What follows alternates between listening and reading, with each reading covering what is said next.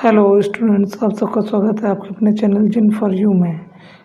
Like, share, subscribe. आज मैं आपको क्लास 10th का फर्स्ट चैप्टर जिसका नाम है रियल नंबर पढ़ाने जा रहा हूँ। देखिए, रियल नंबर क्या होते हैं, जो भी जितने भी नंबर हम लोग नॉर्मली रियल लाइफ में यूज़ करते हैं उनको रियल नंबर बोला जाता है। ठीक है, इसके अलावा भी कुछ नंबर होते हैं, ठीक है, जिनका नाम इमेजिनरी नंबर या कॉम्प्लेक्स नंबर रखा गया है। ठीक है, तो रियल नंबर को फर्दर दो भागों में डिवाइड किया गया है। पहले नंबर को बोलते हैं ये रेशनल नंबर। ठीक है, रेशनल नंबर क्या होते हैं, वही जिनको पी बाई क्यू की फॉर्म में लिखा जा सकता है और क्यू कभी जीरो ना हो तो उन्हें रेशनल नंबर बोलते हैं। ठीक है, तो हम लोग जानते हैं किसको किसको पी बाई क्यू की फॉर्म में लिखा, हर नंबर को पी बाई क्यू में, मतलब क्योंकि नीचे हर कोई के 1 मान सकते हैं। जैसे हमने लिखते हैं जैसे कि 4 लिखा तो 4 के नीचे 1 मान लोगे तो कोई मतलब नहीं है, वही आ जाएगा ना, इसलिए हम हर के नीचे 1 मान सकते हैं, इसलिए हर नंबर रेशनल नंबर होता है। ठीक है, इसके अलावा एक और भी बात है कि जैसे कि इन्होंने एग्जांपल दे दिया है 1/2 माइनस का 7.5, क्योंकि रेशनल नंबर के अंदर इंटीजर, होल नंबर और क्या नेचुरल नंबर सब इसी के ही अंदर आते हैं। ठीक है, और एक और भी जो हम लोगों ने क्लास 9 में पढ़ा था नंबर, वो क्या नंबर थे, वो नंबर ये वाले थे कि जैसे कि 3.3 के ऊपर बार। ठीक है, बार मतलब वो रिपीट हो रहा है, रेकरिंग हो रहा है, उनको भी रेशनल नंबर में रखा गया है, पर रेकरिंग का कोई पैटर्न होना चाहिए तब वो रेशनल नंबर के अंतर्गत आते हैं, नहीं तो नहीं आएंगे। ठीक है, तो दूसरे नहीं आएंगे, तो ये जो नहीं आएंगे वही उस नंबर के सेट को बोला जाता है इरेशनल नंबर। तो हाँ, इरेशनल नंबर किसे कहते हैं, इरेशनल नंबर उन नंबरों को कहते हैं जो पी बाई क्यू की फॉर्म में नहीं लिख पाते हैं। ठीक है, जिनको पी बाई क्यू के फॉर्म में नहीं लिखा जा सकता, क्योंकि उनको डिवाइड करते हैं या जैसे रूट निकाल रहे हैं तो वो कभी ख़त्म नहीं होता और ना कि रेकरिंग पैटर्न शो करता, मतलब कोई निश्चित वो भी नहीं आता स्टेप की जिसको हम लोग कह सकते हैं कि रिपीट कर रहा है, तो ऐसे नंबर को इरेशनल बोला जाता है। ठीक है, जैसे कि पाई हो गया, √2 हो गया, और जैसे कि हम लोग कह सकते हैं कि कोई भी रूट के अंदर, ठीक है, या हाफ पावर के अंदर, ठीक है, अगर प्राइम नंबर है तो वो इरेशनल नंबर बनता है। ठीक है, तो ये हो गया इरेशनल नंबर, आपको समझ आ गया। अब आगे हम लोग देखते हैं,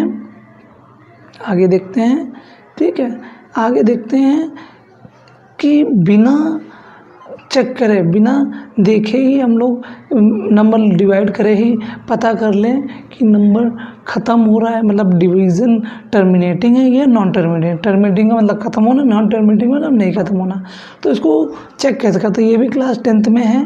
ठीक है, देखिए, अगर कोई भी नंबर पी बाई क्यू की फॉर्म में, ठीक है, जिस लिखा जा सकता है, ठीक है, और उसमें क्यू, अगर क्यू 2 की पावर m और 5 की पावर n, ठीक है, हो की फॉर्म में हो, मतलब कि ये जो 2 और 5 के मल्टीपल की फॉर्म में हो, जैसे कि ये देखते एग्जांपल 3 डिवाइड बाई 2 की पावर 2, 5 की पावर 1 है। ठीक है, ये m और n क्या हो सकते हैं, नॉन निगेटिव इंटीजर हो सकते हैं, तो इसका मतलब 0 भी हो सकता है। ठीक है, तो इसमें जैसे यहाँ 5 की पावर 0 था, मतलब 1 कुछ नहीं होता, मतलब 3/2 की पावर 4 होता, तब भी ये टर्मिनेटिंग होता। ठीक है, अगर वो ऐसी फॉर्म में नहीं है जिसमें 5, इसके अलावा जैसे ये है 10/3, 10/3, तो इसको डिवाइड कर रहे तो ये, क्योंकि इसमें 2 और 5 की पावर में नहीं आ रहा है। ठीक है, जो क्यू है वो 2 और 5 की पावर में नहीं हुआ तो नॉन टर्मिनेटिंग है। सिंपल, समझ आया आपको। ठीक है, चलिए इसके बाद नेक्स्ट चीज़ पढ़ते हैं जो है जिसे बोलते हैं Euclid division lamina. Euclid division lamina क्या है भाई, देखो, यूक्लिड डिवीज़न लेमिना में इन्होंने ये बताया है कि अगर 2 पॉजिटिव इंटीजर हैं a और b, ठीक है, there exist the unique Q and R. इस कह रहा है कि एक extra Q and R exist करेगा।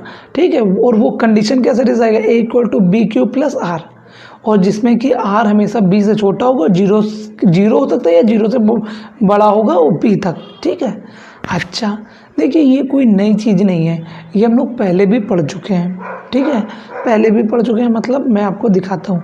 देखिए हम लोगों ने छोटे क्लास में पढ़ा है कि कोई नंबर को, जैसे मान लेते हैं यहाँ पे 2 नंबर हैं, तो ए ये है, बी है, बी से अगर ए को डिवाइड करते हैं, ठीक है, तो क्या होगा, कुछ स्टेप हो गए, कुछ बार पढ़ा पढ़ेंगे तो क्यों आ गया मानो, ठीक है, और फिर नीचे वो आ गया रिमाइंडर, ठीक है। तो हम लोग छोटे क्लास में देख चुके हैं, तो हम लोग इसमें इसे बोलते हैं डिवाइज़र, इसे बोलते हैं डिविडेंड, इसे बोलते हैं कोसेंट, इसे बोलते हैं रिमाइंडर।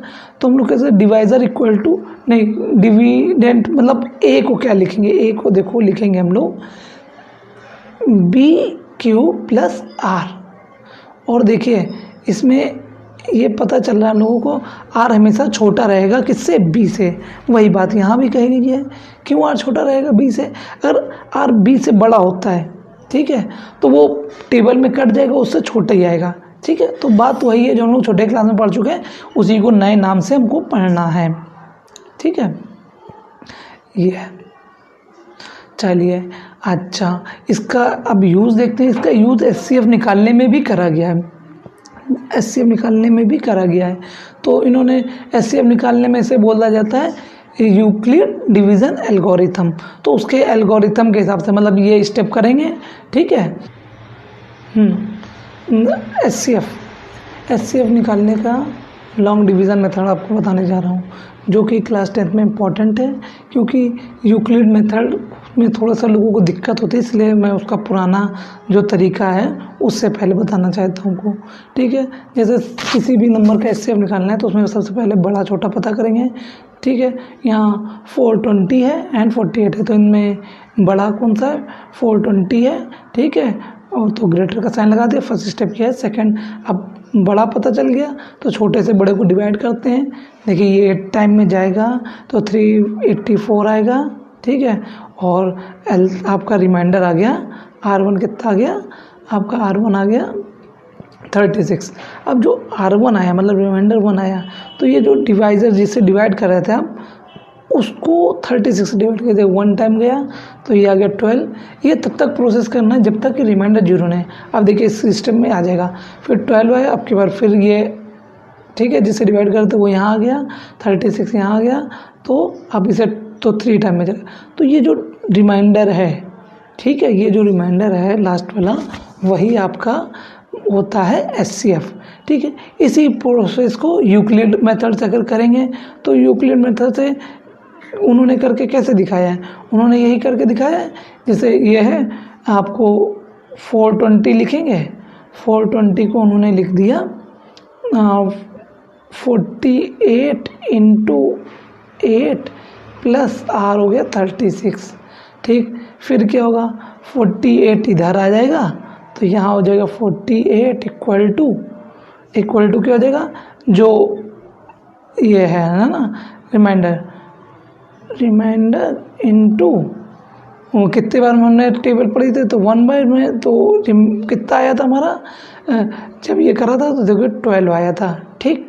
फिर नेक्स्ट स्टेप में ये 36 यहाँ आ जाएगा और ये हो जाएगा, ये 36 यहाँ आ गया तो 12 इंटू 3 प्लस 0, तो यही हो गया आपका एचसीएफ, ठीक है। तो यही यूक्लिड मेथड में करा गया है, ठीक है। तो हम लोगों को, चलिए एक और चीज़ पढ़ते हैं, फंडामेंटल थ्योरम ऑफ अर्थमेटिक। ये क्या है भाई, इसको थोड़ा सा देखते हैं। ये क्या है भाई, देखो every composite number can be express as a factorize as a product of prime number. मतलब क्या है, कोई भी कंपोजिट नंबर है, जैसे कि मान लेते हैं 6 ले लिया, तो 6 को क्या कर सकते हैं हम लोग, 6 को क्या लिख सकते हैं, 2 इंटू 3। अगर तो कोई भी नंबर को हम लोग किस में लिख सकते हैं, मतलब प्राइम नंबर के मल्टीपल में लिख सकते हैं। तो इसी को फंडामेंटल थ्योरम ऑफ अर्थमेटिक बोला गया है, ठीक है। आगे देखते हैं, आगे हम लोगों को क्या पढ़ना है। आगे अब हमारा टॉपिक देखिए, हम लोगों ने पहले क्या पढ़ चुके हैं, रेशनल पढ़ चुके हैं, इरेशनल पढ़ चुके हैं नंबर, ठीक है। टर्मिनेटिंग पढ़ चुके हैं, इरेशनल, देखिए इरेशनल पढ़ लिया था हमने, ठीक है। टर्मिनेटिंग पढ़ चुके हैं, नॉन टर्मिनेटिंग पढ़ चुके हैं, यूक्लिड डिवीज़न ऑफ लेमिना पढ़ चुके हैं, एलसीएम निकालना सीख चुके हैं जिसे यूक्लिड डिवीज़न ऑफ एल्गोरिथम बोलते हैं। ठीक है, अब हम लोगों को क्या ये पढ़ चुके हैं, फंडामेंटल थ्योरम ऑफ अर्थमेटिक पढ़ चुके हैं। अब हम लोगों को क्या पढ़ना है, हाँ अब एप्लीकेशन पढ़नी है, जैसे एलसीएम और एचसीएफ निकालना। ठीक है, हम लोग ने एचसीएफ निकालने का लॉन्ग डिवीज़न मेथड या यूक्लिड मेथड से सीखा है। ठीक है, लॉन्ग डिवीज़न या यूक्लिड मेथड से हम लोगों ने एलसीएम निकालना भी सीखा था, एलसीएम कह रहा है एचसीएफ निकालना सीखा था। अब मानो एलसीएम में निकालना है, देखिए ये छोटे क्लास में हम लोग पढ़ चुके हैं पर एक बार रिवीजन कर लेते हैं। ठीक है, इस मेथड में क्या इस मेथड को बोलते हैं हम लोग प्राइम फैक्टराइजेशन मेथड। तो इसका मतलब क्या हुआ, कोई भी नंबर अगर आपको दिया गया है, ठीक है, तो उसका सबसे पहले आप क्या करोगे, उस नंबर का प्राइम फैक्टराइजेशन निकालोगे। जैसे 48 है तो 48 क्या है, हम मनी में कैलकुलेट करते हैं। 48 क्या होता है, इसका हाफ करोगे तो ये जगह अरे निकाल लिया जाता है, निकाल लेते हैं। जैसे 48 का आप निकालेंगे, देखिए 2 से करा ये हो गया 2, ये हो गया 4, फिर 2 से करा ये हो गया 1, ये हो गया 2, ठीक है, ये हो गया फिर 2, फिर ये हो गया 6 के बाद ये 3, अरे 2 ले लीजिए तो ये जगह 3 और 3 करेंगे तो ये देखो 4 बार 2 और 1 बार 3, ठीक है ना। तो ये आ गया आपका प्राइम फैक्टर। जैसे 420 का कर लेंगे, ठीक है। और एचसीएफ में क्या करते हैं, कॉमन, जो दोनों में कॉमन हो। जैसे कि इसमें देख सकते हैं दो बार देखो, ये दो और ये 3, इतनी चीज़ें कॉमन है और सब कॉमन नहीं है। तो एचसीएफ कितना आ गया हमारा 2 2 3, इस तरह से होगा 4 × 3 12। एचसीएफ कितना आ गया हमारा 12 आ गया।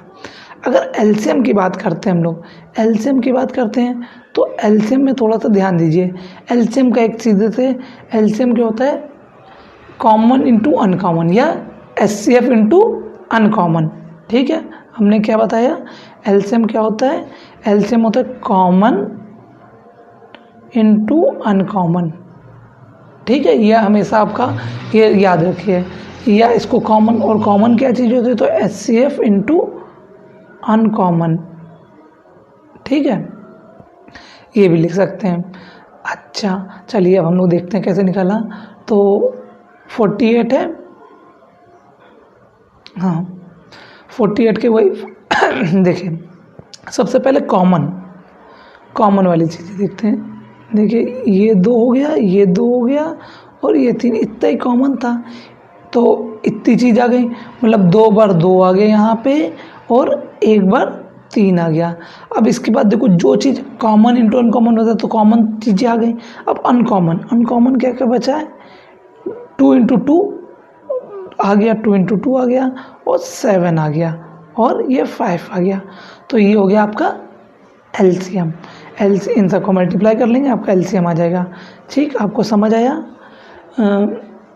ठीक है। अच्छा और देखते हैं और क्या हम लोगों को पढ़ना है। अब पूरे चैप्टर का एक तरह से हमने समरी पढ़, चलिए और थोड़े से रूल देख लेते हैं। ठीक है, जैसे नंबर 1 क्या है, let P be a prime number, ठीक है, and A be a positive integer. P be a prime number, A be a positive integer. If P divide A² then P divide A। मतलब क्या हुआ, इसका मतलब simply ये हुआ, हम कह रहे हैं अगर A², ठीक है, डिवाइडेड बाई P है तो A भी डिवाइडेड बाई P होगा, ये बताया गया। ठीक है, सेकंड देखते हैं। सेकंड क्या है, HCF into LCM equal to product of 2 number. अगर 2 नंबर की बात हो रही है तो LCM into HCF equal to product of 2 number. ठीक है, ये हो गया।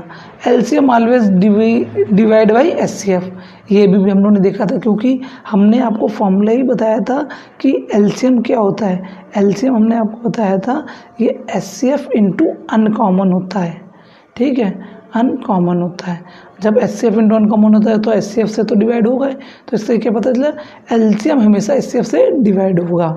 ठीक है, और अब देखते हैं, चलिए 1 2 चीज़ें और देख लेते हैं। ठीक है, ये तो एक क्वेश्चन ही है, और कुछ बाकी नहीं इस चैप्टर में बस। इसके बाद हम लोग पूरे एक्सरसाइज के क्वेश्चन आंसर करेंगे। चेक वेदर, ठीक है, चेक वेदर 6 की power n can be and with 0 for any natural number, ठीक है।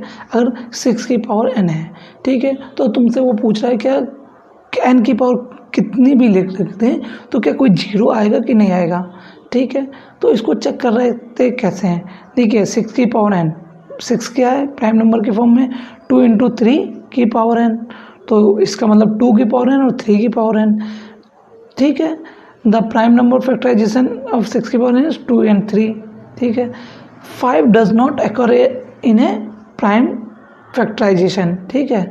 अगर देखिए 5 या 2 का मल्टीपल मतलब दोनों आएंगे तभी 0 आ सकता है, नहीं तो नहीं 0 आ सकता है। तो इसमें 5 और 2 तो है, 5 नहीं है, तो कभी भी 10 नहीं आ सकता, क्योंकि 10 क्या होता है, 10 हमेशा होता है 2 और 5 का मल्टीपल, ठीक है। तो खाली 2 या खाली 5 से बात नहीं बनेगी, जब दोनों आएंगे, मतलब जब 2 की पावर n आ गई और 5 की पावर कुछ भी आ जाए, कुछ भी आ जाए, मतलब 1 आ जाए, 2 आ जाए, एक भी आएगी तब भी वो एक 0 देगी।